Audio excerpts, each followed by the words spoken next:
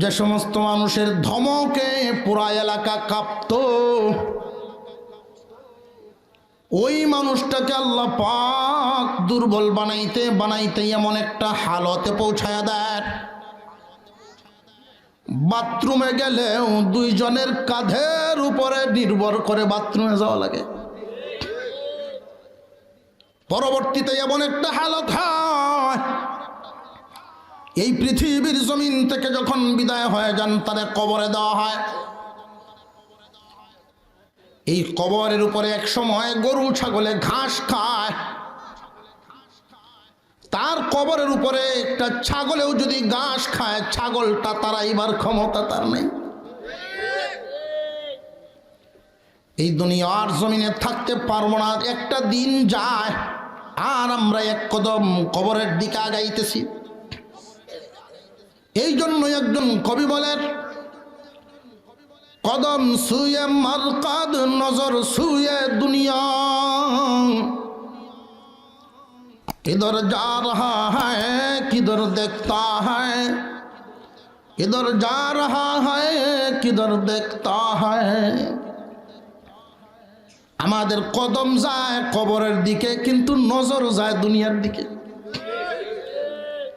একজন মানুষ জন্ম হয়েছেন, এরপর থেকেই প্রস্তুতি গ্রহণ করতে হবে মরণের। কোন সময় বাহন চলে আসে জানা নাই। আমরা এখানে যারা আছি আমাদের হয়তো একজন এমনও থাকতে পারি যার কাফনের কাপড় বাজারে আইসা গেছে। হইতে পারেনি না পারে না? শুধু কি অসুস্থ মানুষ মরে, না সুস্থ মানুষও মরে? এমন এক রুগী নিয়ে ময়মনসিংহের উদ্দেশ্যে লোক রওনা দিল চিকিৎসা করানোর জন্য। স্থানীয় ডাক্তারেরা বিদায় দিছেন, উন্নত চিকিৎসার জন্য লোকটাকে নিয়ে রওনা দিল ময়মনসিংহের উদ্দেশ্যে। যেই সিএনজিটা নিয়ে যাইতেছে, দুর্ঘটনার কারণে অ্যাক্সিডেন্ট তো হয়ে গেল। আশ্চর্যের ব্যাপার, রোগীর কিছু হয় নাই, কিন্তু যিনি নিয়ে যাইতেছিলেন তার সেবা করার জন্য উনি মারা গেছে। এই দুনিয়া কিন্তু নিষ্ঠুর দুনিয়া। যেই জমিনটার এত মায়া তোমার দিলের ভিতরে, এই জমিন কিন্তু তোমার এত মায়া করে না। যেই ব্যবসার গদিটার মায়া মহব্বত তোমার দিলের এত বেশি, এই গদিটায় কিন্তু তোমার দৈনিক কয়েকবার দৈনিক তোমার ডাইকা ডাইকা বলে, আমারে তুমি এত ভালোবাসিও না, তোমার মতো মালিক আমি অনেক বসাইছি, বসায় বসায় বিদায় করে দেই, তোমাকে আমি একদিন বিদায় করব, আর একজন মালিককে আমি এখানে বসায় দিব। দৈনিক 5 ওয়াক্তের নামাজ আমাদের উপরে ফরজ আছে না নাই? আরো জোরে কর। শবে বরাত, শবে কদর, বিভিন্ন এই ফজিলতপূর্ণ সময়গুলোতে আমাদের যেই পরিমাণ আগ্রহ বাড়ে, একজন মানুষ সারা রাত দাঁড়ায় নামাজ পড়ে, সুযোগ পাইলে কোরআন তিলাওয়াত করে, পরের দিন আর একজনের সাথে গফ করে, রাখছি আর না ইবাদত করে।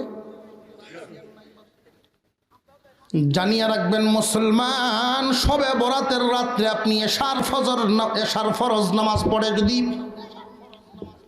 আপনি ঘুমায় যান, উঠে ফজরের নামাজটা জামাতে আবার আদায় করে,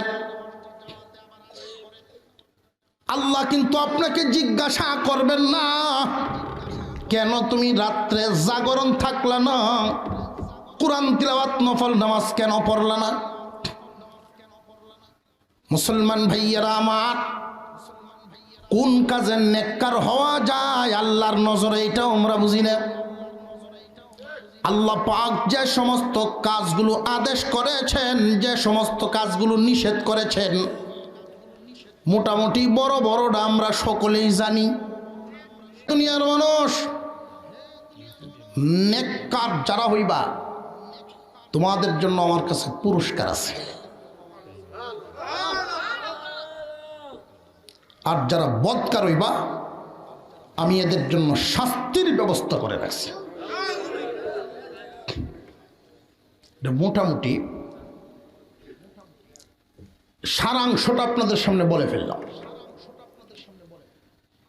মুসলমান ইমানদার ভাইরা আমার, আমরা আশরাফুল মাখলুকাত, সৃষ্টির সেরা জীব, বড় আদরের জাতি। এত আদর কোন সৃষ্টিকে আল্লাহ করেন না। এই আশরাফুল মাখলুকাত মানব জাতি আমাদের কিন্তু সামনে বিপদের গাঁটি আছে। যেই বিপদের গাঁটিটা নিম্ন প্রাণী, নিকৃষ্ট প্রাণী কুকুরেরও নেই। মানুষ তোমার দাম যতই থাকুক না কেন, যত বড় শিক্ষিত হও, যত বড় পয়সাওয়ালা হও, যত বড় সম্মানী হও, তুমি মানো আর না মানো, চারটা বিপদের গাঁটি পারি না দিয়া গন্তব্যে যাইতে পারবা না। আমাদের ভিতরে আত্মা আছে না নাই? এই আত্মার কিন্তু মরণ হয় না। মহান মাওলাই করিম রুহের জগৎ থেকে যে সারলেন, রওনা দিলাম, আইসা বিশ্রাম নিলাম, থামলাম, নির্দিষ্ট একটু সময় মার করবে, ওইখান থেকে আসলাম। দুনিয়ার জমিনে থাকবো কিছুকাল, থাকবো কতদিন জানি না। যেই আজরাইল আমাদের জান কবজ করবেন, উনিও জানেন না কার মত কখন হবে, কার হায়াত কখন শেষ হবে। এই পৃথিবীর জমিনে আমরা চিরদিন থাকতে পারবো না। আল্লাহ রব্বুল আলামিন জানায়া দিলেন, মানুষ, এই পৃথিবীটা হলো একটা ক্ষেতের মতো, তোমরা এখানে ফসল করবা। কোন জায়গায় বর্ণনা করা হলো এই পৃথিবীটা একটা বাজারের মতো, তোমরা জিয়া টাকা পয়সা নিয়ে মাঝে মাঝে বাজার সদাইয়ের জন্য নির্দিষ্ট একটা জায়গায় যাই, বাজারে যাই, পুঁজি যেই পরিমাণ সদাই কিনবেন সেই পরিমাণ আল্লাহ পাক রব্বুল আলামিন আমাদেরকে পাঠাইছেন কর্ম করার জন্য এই দুনিয়াতে। তোমাদের চিন্তার কোনো কারণ নাই। এই দুনিয়াতে তোমরা থাকার জন্য সব ব্যবস্থা আমি আল্লাহ করে দিছি। এই দুনিয়াতে তোমরা থাইকা আমার হুকুম পালন করবা, এটাই হলো কর্মক্ষেত্র। ফলাফলের জায়গা হইল আখিরাত। এই ফলাফল পাইবা তোমরা আখিরাতে। তোমাদের জন্য বিপদের গাঁটি আছে চারটা। কয়টা? আরো জোরে, জোর হইছে না? তাহলে তুললে পরে উঠাই। এক নাম্বার মৌতের গাঁটি। মৌত আমাদের সামনে আসবে না? আসবে না? এমন কোনো মানুষ নাই, অস্বীকার করার সুযোগ নাই। আবু জেহেলও পারে নাই। আবু জেহেলকে জিজ্ঞাসা করা হলো, আপনি কি এই কথা মানেন যে একদিন দুনিয়াতে ছিলেন না? কয় হয়, এটা মানি। বর্তমানে আছেন, একদিন থাকবেন না, এটাও কি মানেননি? কয় এটাও মানি। আবু জেহেল অস্বীকার করতে পারে নাই একদিন দুনিয়া ছাড়তে হবে। আমাদের কি সুযোগ আছে নাকি করে? প্রত্যেক দিন আমাদেরকে অনেক অনেক কিছু ওয়াজ করে আমাকে, কিন্তু আমরা বুঝি না, শুনি না। গাছের একটা পাতা আমাকে ডেকে ডেকে বলে, হুজুর আপনি ওয়াজ করেন, চিন্তা করে দেখেন, এই যে আমার দিকে তাকান, আমি পাতা হয়ে জন্ম নিয়েছি, ঠিক নাই কখন ঝরে যাই। সূর্য উদয় হয়, সূর্যটা আমাকে এই সংবাদ দিতেছে, হে ইমানদার মুমিন, আমার উদয় হয়ে গেছে, সুতরাং ডুবতেও হবে। আমার প্রত্যেকটা অঙ্গ প্রত্যঙ্গ আমার সুযোগ মতো বয়ান করে, কিন্তু আমি বুঝি না। একটা চুল পাইকা আমার এই সংবাদ দেয় আমার মৃত্যু হয়ে গেছে। চুলগুলোর সাজানোর জন্য কত তেল পানি দিয়ে আচড়াইতা সৌন্দর্য ঠিক রাখার জন্য এক একটা চুল পাকনা হয়ে আমার এই খবর দেয়, ও মালিক, আমার মৃত্যু হয়ে গেছে, তুমিও তৈরি হয়ে যাও। কিন্তু আমি তার ওয়াজ শুনি নাই, নিজেরা তৈরি করি নাই। আল্লাহ রব্বুল আলামিন জানায় দিলেন, বান্দা, নেককারের জন্য পুরস্কার, বদকারের জন্য সাজা। 4টা গাঠি। 1 নম্বর গাঠি হলো মৌতের গাঠি, 2 নম্বর গাঠি হলো কবরের গাঠি, 3 নম্বর গাঠি হলো হাসরের গাঠি, 4 নম্বর হলো ফুলসিরাতের গাঠি। এই 4টা গাঠি পাড়ি দিয়া গন্তব্যে পৌঁছতে হবে শেষ ঠিকানায়। এই আত্মার শেষ ঠিকানা হলো 2টা, একটা হলো জান্নাত আর একটা হলো জাহান্নাম। জান্নাত এবং জাহান্নামের মাঝখানে মৌতকে জবাই দিয়া ঘোষণা করা হবে মৌতের খতম, মৌতকে খতম করা হয়েছে। জীবনে কোনোদিন এই মৌত আর কারোর কাছে যাবে না, কারোর মৃত্যু হবে না। কিন্তু এই 4টা গাঠি আমাদের সামনে আছে না নাই? আল্লাহ পাক রব্বুল আলামিন বলেন, এই 4 গাঠি তোমাকে পাড়ি দিতে হবে বান্দা। যদি নেককার হও তোমার জন্য আমি রাখছি শান্তি, বদকার হইলে কিন্তু তোমার জন্য শাস্তি। নেককারের মরণ বদকারের মরণ কি সমান না বেশ কম আছে? নেককারের মৃত্যু হবে আরামে, নেককারের ইন্তেকালের বেলায় তার অবস্থাটা হবে এমন, জান কবজ করা শুরু হয়ে যাবে, 500 ফেরেশতা তারে চাপ দিয়ে ধরবে, কাউকে ছাড়বে না। 500 ফেরেশতা চাপ দিয়ে যখন ধরবে, আল্লাহর বান্দা চিল্লাইতে থাকবে, তোমরা সব সম্পত্তি নিয়ে যাও, তো আমার একটু হালকা করে দাও।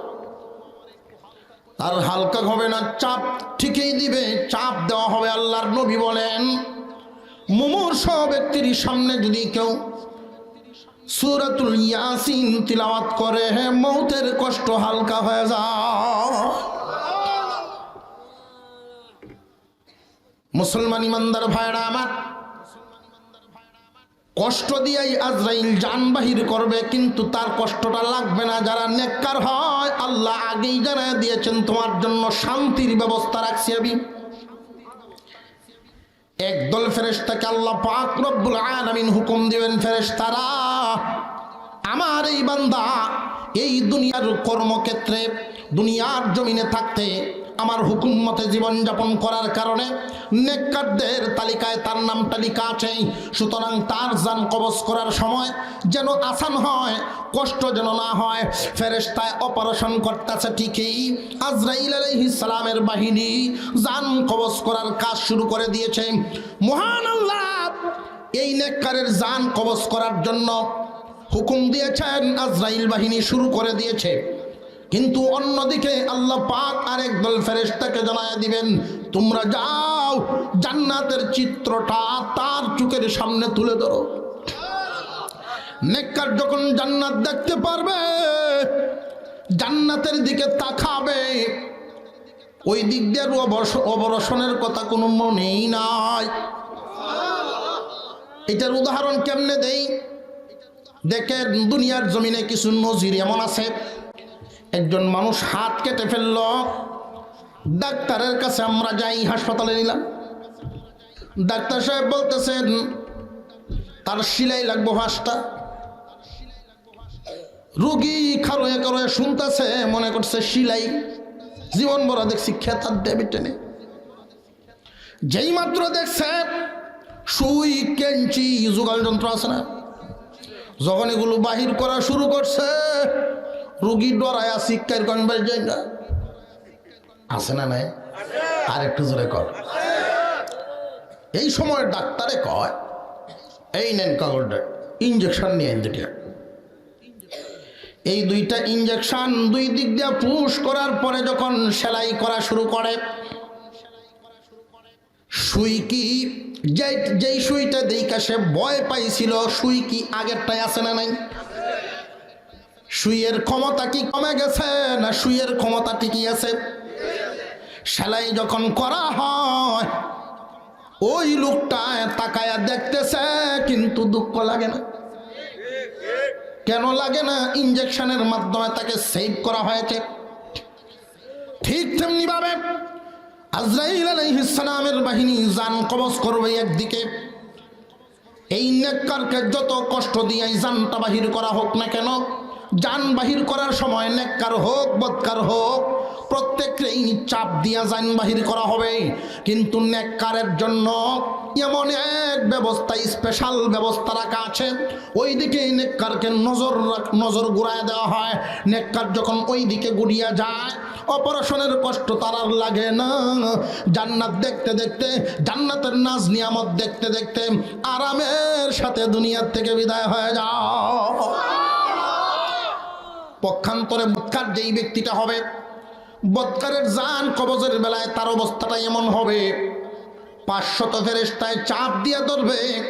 জানটা কবজ করার সময় তার কষ্ট কি পরিমাণ হবে। আপনার আমার নবী বলেন, একটা জিন্দা প্রাণীকে জবাই না করে, জিন্দা প্রাণীটার চামড়া যদি উল্টাবায় কষানো হয়, এই প্রাণীটার যেই পরিমাণ কষ্ট হয়, এর চাইতে ডাবল কষ্ট দিয়া জান বাহির করা হবে। এই গাটি পাড়ি দেওয়া হলো মৌতের গাটি। নেককারের জন্য শান্তি বদি। 2 নাম্বার গাটি কোনটা? আর একটু জোরে কর, আছে না নাই? এই কবরটা আলামে বারজাখ। আল্লাহু আকবার, আল্লাহু আকবার। আচ্ছা আপনারা আমি যত ওয়াজ হই বেটা সামনে দেবে সাইডে একটা চেয়ার ওটা দিয়ে দিলে আমি মুরব্বী মানুষ হেন তা কয়। আর এবারে সুবহানাল্লাহ আলহামদুলিল্লাহ কয়টি বালা তো সকলের সাথে কয় না, ওটা আলাদা কয়। আমরা সকলে বলি আল্লাহু আকবার। এই কবরের অবস্থাটাও কিন্তু এমন হবে, 2 দলের জন্য 2 অবস্থা। এক দলের জন্য আল্লাহ পাক রব্বুল আলামিন রাখছেন শান্তির ব্যবস্থা, আরেক দলের জন্য রাখছেন শাস্তি। قال النبي صلى الله عليه وسلم القبر روضة من رياض الجنة أو حفرة من حفر النار। কারোর জন্য হবে জান্নাতের একটা টুকরা, কারোর জন্য হবে জাহান্নামের গর্ত। হাসরের ময়দান, ওইখানটারও 2 অবস্থা। এক দল থাকবে আল্লাহর আরশের ছায়া তলে, আরেক দল অবস্থা হবে সূর্য আসবে মাথার আধাত উপরে। কতক্ষণ? 50,000 বছর সম পরিমাণ লম্বা একটা দিন। ফুলসিরাত পাড়ি দেওয়ার পরে 2টা জায়গায়, একটা হবে জান্নাত আর একটা হবে জাহান্নাম। ফুলসিরাত তো পাড়ি দিতে পারবে না জাহান্নামীরা। ফুলসিরাত কায়েম করা হয়েছে জাহান্নামের উপরে।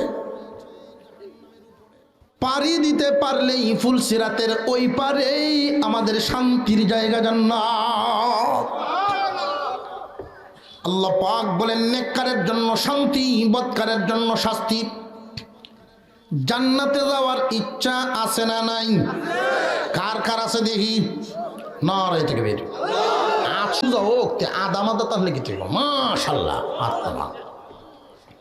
একটা আমল শিখাইয়া দিব। এই একটা আমল বলাটাই আমার উদ্দেশ্য। আমাদের সামনে বিপদের ঘাটি আছে না নাই?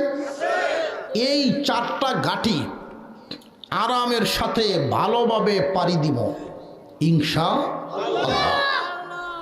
কাজ করতে হবে এটা। হুজুর সাল্লাল্লাহু আলাইহি ওয়াসাল্লামের কাছে একজন সাহাবী আসলেন, গরিব মানুষ, সাদা সিধা মানুষ। এসে বলতেছেন, নবীজি আমি একজন গরিব মানুষ, পরের বাগানে কাজ করি, খেতে কামারে কাজ করি, যেই টাকা ইনকাম করি এটাতে সংসার চালাই। আমি নতুন মুসলমান হয়েছি, ঈমান এনেছি, কালিমা পড়েছি। আপনার কাছে আমি আসলাম, ইসলামকে আমার সামনে একটু ছোটখাটো ভাবে উপস্থাপন করেন যাতে আমি সহজে আমল করতে পারি। বেশি লম্বা করে যদি দেয় ডরাই কইব আমার মাফ করে দেবেন। ইয়া রাসূলুল্লাহ, ওগো আল্লাহর পয়গম্বর, আমি একজন গরিব মানুষ, পরের খেতে খামারে কাজ করি, আমি একজন নতুন মুসলমান, কালিমা পড়েছি, ঈমান এনেছি, এখন আপনার পরামর্শ নেওয়ার জন্য আসলাম। আমাকে আপনি একটু সাহস যোগায় দেন, ইসলামকে একটু ছোট আকারে আমার সামনে পেশ করে কেমনে আমি জান্নাত নামক নিয়ামত পাইতে পারি। আল্লাহর পয়গম্বর বলেন, শুনো, ইসলাম ধর্ম 5টা খুঁটির উপরে। কয়টা? আরো জোরে। কালিমা, নামাজ, রোজা, হজ, যাকাত। কালিমা, নামাজ, রোজা, হজ, যাকাত। জফেন সবাই উচ্চারণ করি, কালিমা, নামাজ, রোজা, হজ, যাকাত। কয়টা? ইসলামের বেনা মানে ইসলামের স্তম্ভ, খুঁটি কয়টা? এই 5টা খুঁটির উপরে ইসলাম দণ্ডায়মান। আল্লাহর পয়গম্বর বলেন, আমার মহাব্বতের সাহাবী, তুমি গরিব বলে নিজের দুর্বল মনে করো না। আল্লাহর পয়গম্বর মেরাজ থেকে এসে বলেছিলেন, রে দুনিয়াবাসী, মেরাজে গমন করার সময় আমি জান্নাত উকি দিয়ে দেখছি। জান্নাতের দিকে আমি উকি মেরে তাকায়া দেখি, অধিকাংশ বেশিরভাগ অধিবাসীরাই হলো জান্নাতের অধিবাসীরা। বেশিরভাগ এমন মানুষ দুনিয়াতে যারা গরিব, দুনিয়ার গরিবরাই ওইখানে বেশিরভাগ। কারণ ধনীদের উপরে মাল হইলেই কিন্তু আপনি সুখী নন, হিসাব নিকাশের ব্যাপার আছে না নাই? মুসলমান ইমানদার ভাইরা আমার, আল্লাহ পাক রব্বুল আলামিন আমাদেরকে খুব আদর করে বানাইছেন, জান্নাতও বানাইছেন। বদ আমলের কারণে যদি জাহান্নামে যাই, আল্লাহর দোষ না আমরার দোষ। নবীজি সাল্লাল্লাহু আলাইহি ওয়াসাল্লাম মায়া করে মহব্বত করে তারে কাছে আনছেন। হে আমার মায়ার মানুষ, গরিব বলে নিজেকে ছোট চোখে দেখিও না। ইসলামের খুঁটি 5টা। কালিমা গ্রহণ করেছ? জি হুজুর, কালিমা আমি তিলাওয়াত করেছি। লা ইলাহা ইল্লাল্লাহ মুহাম্মাদুর রাসূলুল্লাহ। কালিমা পড়লাম, কালিমা গ্রহণ করে নিলাম, কালিমার কথাগুলো বিশ্বাস করে নিলাম, ঈমান পাইলাম। তুমি গরিব মানুষ, পরের ক্ষেত খামারে কাজকর্ম করো, সুতরাং এই 5টার মধ্যে একটা তো প্রথমেই কালিমা শেষ, বাকি রইল কয়টা? আরো জোরে। এই 4টার মধ্যেই শেষের যেই 2টা, হজ এবং যাকাত। হজ এবং যাকাত, এই ব্যাপারে আল্লাহ তোমাকে কিয়ামতের দিন জিজ্ঞাসা করবে না। এই সাহাবীর মুখে তখন হাসি ফুটতেছিল। আল্লাহর পয়গম্বর বলেন, আমার মায়ার মানুষ, আল্লাহকে খুশি করার জন্য তুমি কি পারবানি বছরে 1 মাস রোজা রাখতা? হুজুর, এটা তো আমার জন্য কোনো কঠিন কাজ নয়, বড় আসান। আল্লাহর নবী বলেন, বুঝলাম, তাহলে আর একটা গেল। কালিমা তো প্রথমেই গেল, গরিব হওয়ার কারণে হজ যাকাতের মাপ পাইল। সারা বছরে 12 মাসের মধ্যে 1 মাস রোজা। এই সাহাবী বলেন, হুজুর সহজেই পালন করতে পারবো। এটা উনি মেনে নিলেন খুব আনন্দে। বাকি রইল কয়টা? আল্লাহর পয়গম্বর বলে দিলেন, আমার মায়ার মানুষ শুনো, এই একটা কাজ, নামাজ পড়া, নামাজ কায়েম করা।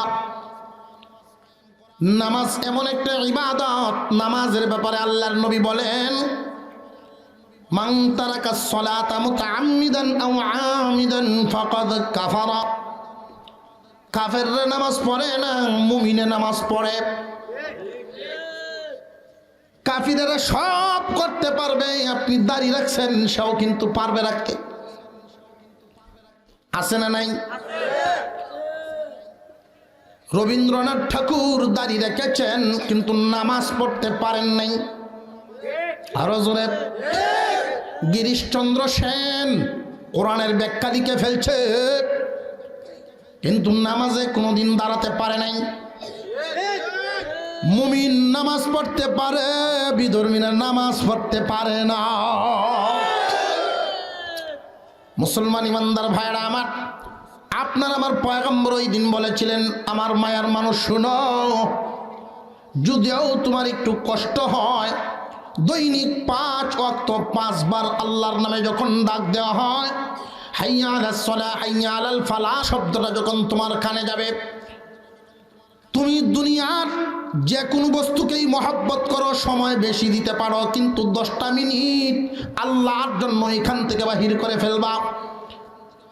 রে আমার মায়ের মানুষ, 5 ওয়াক্ত নামাজে শরীক হওয়া কয়েকদিন তোমার কষ্ট লাগতে পারে, কিন্তু যখন নামাজের সাথে তোমার সম্পর্ক হবে তখন আর কষ্ট লাগবে না। নামাজ না পড়লে তখন কষ্ট লাগবে। এই একটা আমল তুমি যদি করতে পারো, তাহলে কিয়ামতের দিন তোমার হাত ধরে আমি তোমার জান্নাতে লইয়া যাইব। আমরা অনেকেই কিন্তু এখানে আছি 5 ওয়াক্ত নামাজ পড়ি না। বাঁচার উপায় নাই মুসলমান। এই নামাজের জন্য আপনার আমার পয়গম্বর ইন্তেকালের আগে, দুনিয়া ছাড়ার আগে কি বলেছিলেন? আল্লাহর নবী বলেছিলেন, মায়ের উম্মত, আসসালাত আসসালাত, নামাজ নামাজ নামাজ। নবীজি সাল্লাল্লাহু আলাইহি ওয়াসাল্লাম ইন্তেকালের আগে অসুস্থ ছিলেন, বুকে ব্যথা, মাথায় ব্যথা। মসজিদে নববীতে জামাতের সময় হয়ে গেছে, আল্লাহর পয়গম্বর দাঁড়াতেই পারছেন না, অনুমতি দিয়ে দিলেন, জামাত শুরু হয়ে গেছে। আবু বকর সিদ্দিক রাদিয়াল্লাহু আনহুর নাম নবীজি বলছেন, আমার আবু বকরের পিছনে তোমরা নামাজে দাঁড়ায়া যাও। নামাজ শুরু হয়ে গেল, জামাত চলতেছে মসজিদে নববীর ভিতরে। আল্লাহর পয়গম্বর ওইখানে নাই। সাহাবায়ে কেরাম এই প্রথম আল্লাহর পয়গম্বরের ইমামতি ব্যতীত তারা নামাজে দাঁড়াইছে। আবু বকরের পিছনে এই প্রথম নামাজ পড়তেছেন মসজিদে নববীতে। নবীজি সাল্লাল্লাহু আলাইহি ওয়াসাল্লামের শূন্যতা, তাদের দিলের ভিতরে যেন আগুন লেগে গেছে।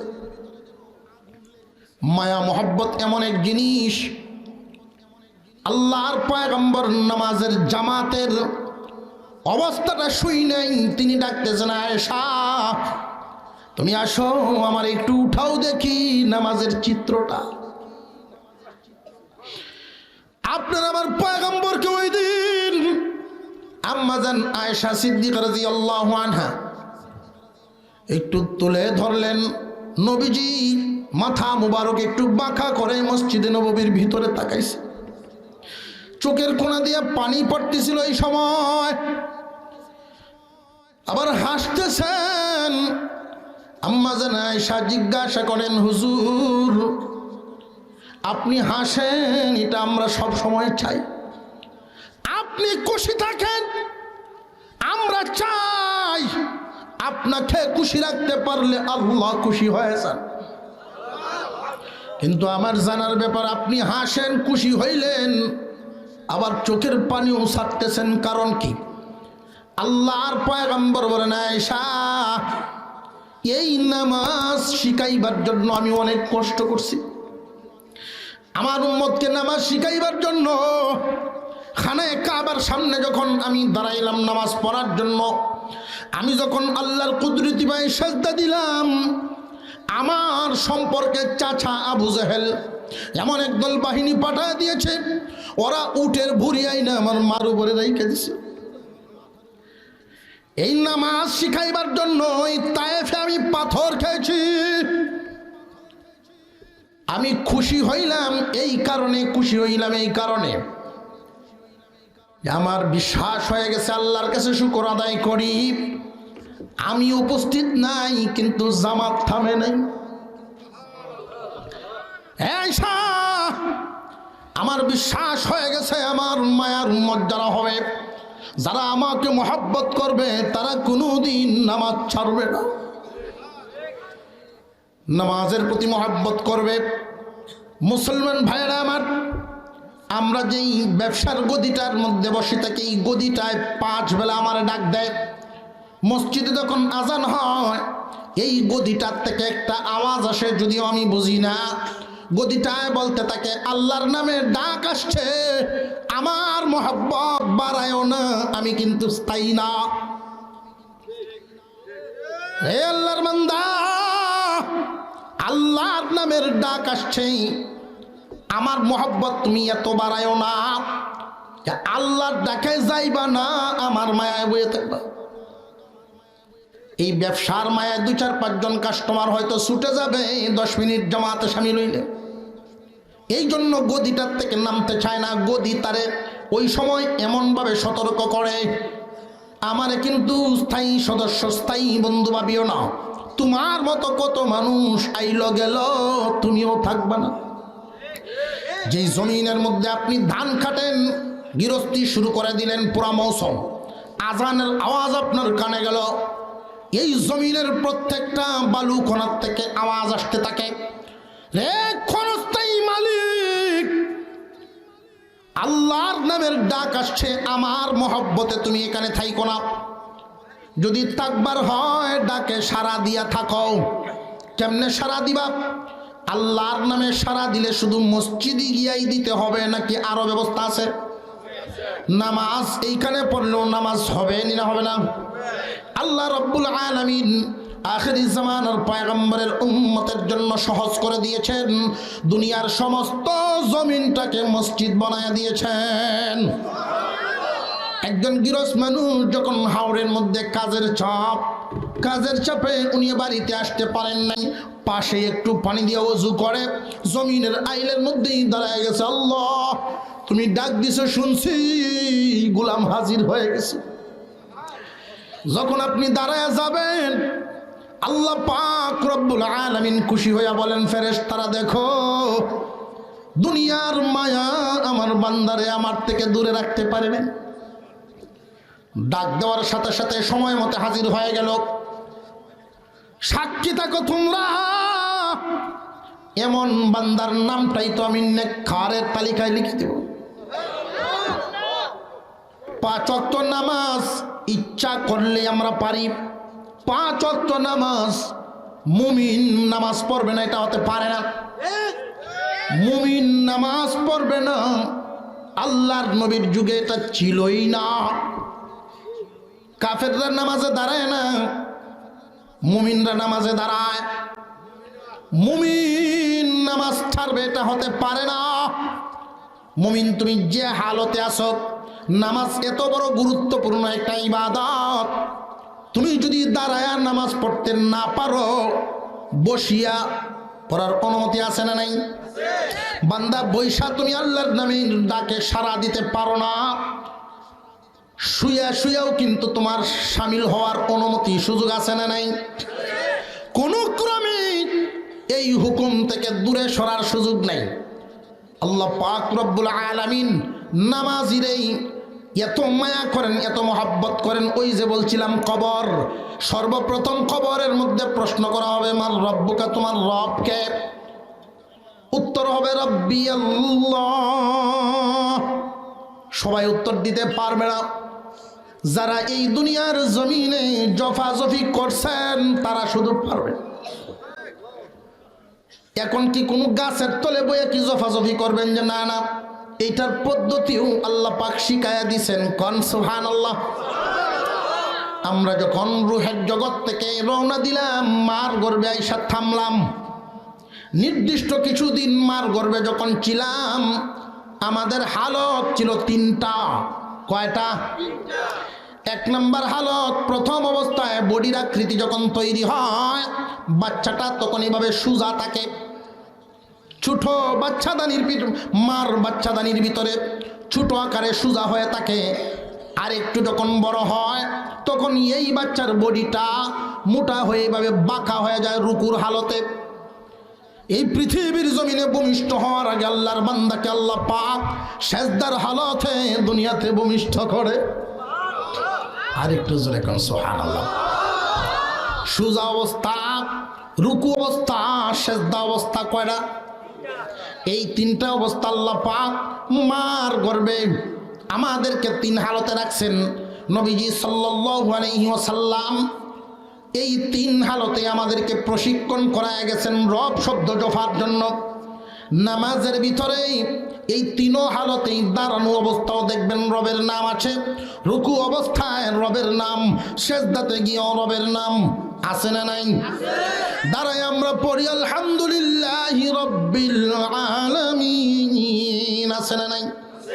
রুকুতে গেলেন ওইখানেও রবের নাম সুবহানা রাব্বিয়াল আযীম, সেজদায়ও রবের নাম সুবহানা রাব্বিয়াল আলা। যেই মানুষটা বালেগ হওয়ার পর থেকে নিয়ে আল্লাহর হুকুম 5 ওয়াক্ত নামাজের যত্নশীল হয়ে যায়, এই তিন হালতের রব নামের খুব জফাজফি করে, কবরে তাকে প্রশ্ন যখন করা হবে প্রশ্ন করতে দেরি, উত্তর দিতে দেরি হবে না। কিন্তু নামাজ ছাড়া গতি নাই বান্দা। 5 ওয়াক্ত নামাজ যারা পড়েন তাদের মধ্যে আল্লাহ পাক রব্বুল আলামিন তাদের জন্য কিছু পুরস্কার ঘোষণা করেন। এই 5 ওয়াক্ত নামাজ যদি আপনি ছেড়ে দেন দুনিয়ার পেরেশানি দূর হবে না। নামাজি যদি হয়ে যান আল্লাহ পাক দুনিয়ার পেরেশানি দূর করে দিবেন। 5 ওয়াক্ত নামাজ যদি আপনি আদায় করেন মহান মাওলা করিম গুনাহ থেকে আপনাকে বাঁচায় রাখবেন। মানে কি? নাপাকি থেকে বাঁচায় রাখবেন, পাক পবিত্র। নামাজি অবস্থায় মরণ যদি হয় জান্নাতি ফেরেশতারা জান্নাতি রুমাল নিয়ে আপনাকে নেওয়ার জন্য আসবে। একজন নামাজি মানুষ এই দুনিয়ার জমিন থেকে যখন বিদায় হয় আসমানের ফেরেশতারা তারে স্বাগত জানাতে থাকে, আসেন আহলান সাহলান, আসেন আল্লাহর মেহমান। এই নামাজি বান্দার জন্য আসমানের ফেরেশতারা দরজা কইলা রাখেন। এই আত্মা নিয়ে যখন জান্নাতের ফেরেশতারা উপরের দিকে রওনা দেয় দ্বিতীয় আসমানে যাইতেই ওইখানের ফেরেশতারাও স্বাগতম আর আহলান সাহলান জানাইতে থাকে। ওইভাবে যখন আল্লাহর আরশ পর্যন্ত নিয়ে পৌঁছায় দেয়, যেই মাত্র জান্নাতি রুমালের ভিতর থেকে রূহটা বাহির করা হয় আল্লাহর সামনে পেশ করা হবে। আল্লাহ পাক রব্বুল আলামিনকে দুনিয়াতে সেজদা দিয়া জিন্দেগি খাটাইল, জীবনে কোনোদিন দেখতে পারে নাই। এই আত্মাটাকে শুধু যখন আল্লাহর সামনে হাজির করা হবে নাই মাই মহান মাওলায়ে করিমের কুদরতি পায়ে সেজদায় পড়ে যাবে। আল্লাহ রব্বুল আলামিন এই রূহকে যখন আবার কবরের ভিতরে পাঠাবেন উত্তর 3টা দিয়ে দিবেন। মহান মাওলায়ে করিম ঘোষণা দিবেন, আমার বান্দা সঠিক উত্তর দিয়েছে, জান্নাতের পোশাকটা পরায়া দাও। আলবিসু লাহুল জান্নাহ ওয়া আফরিশু বিহিল জান্নাহ, জান্নাতের পোশাক পরায়া দাও, জান্নাতের একটা বিছানা বিছায়া দাও, জান্নাত থেকে একটা দরজা খুলে দাও। জান্নাতি সুখ শান্তি নিয়ে যেন একটা ঘুম দেয়। জান্নাতি বান্দা নামাজি বান্দা কবরে একটা ঘুম দিবে, এক ঘুমে ইসরাফিলের সিংহার আওয়াজ। আর একটু জোরে কথা। এক ঘুমে ইসরাফিলের সিংহার আওয়াজে ঘুম ভাঙবে, চোখ কসলাইবে আর বলবে কাঁচা ঘুম ভাঙছে। ফজরের আজান শোনার পরে আল্লাহর বান্দা ঘুমায় থাকো, কয়দিন তুমি ঘুমাইবা? এই ঘুম তো ভাই শেষ না। ঘুমের সময় আল্লাহ পাক রাখছেন একটা ঘুম দিবা, ঘুমের মজা ওই সময় আল্লাহ তোমার দান করবেন, একটা ঘুম দিবা। তৃপ্তি মিটবে না, ঘুম থেকে উঠাই তুমি বলবা মনে হয় এই পরিমাণ সময় অতিবাহিত হয়েছে। ফজরের 2 রাকাত সুন্নত নামাজ পড়তে যেই পরিমাণ লাগে সুতরাং নেককারের জিন্দিগি গর্ব না বদকার? আরো জোরে। নেককারের জিন্দিগি গড়ার জন্য কি লাগবে? সবচেয়ে বড় হুকুম যেটা, নামাজ। এই 5 ওয়াক্ত নামাজ যেন আমরা প্রথমত চেষ্টা হবে মসজিদের জামাতে আদায় করার জন্য।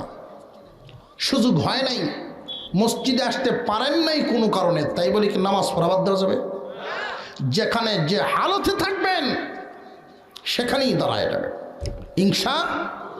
আমরা এই মুহূর্ত থেকে নিয়ত করে ফেলবো নামাজ আর ছাড়বো না ইনশাআল্লাহ।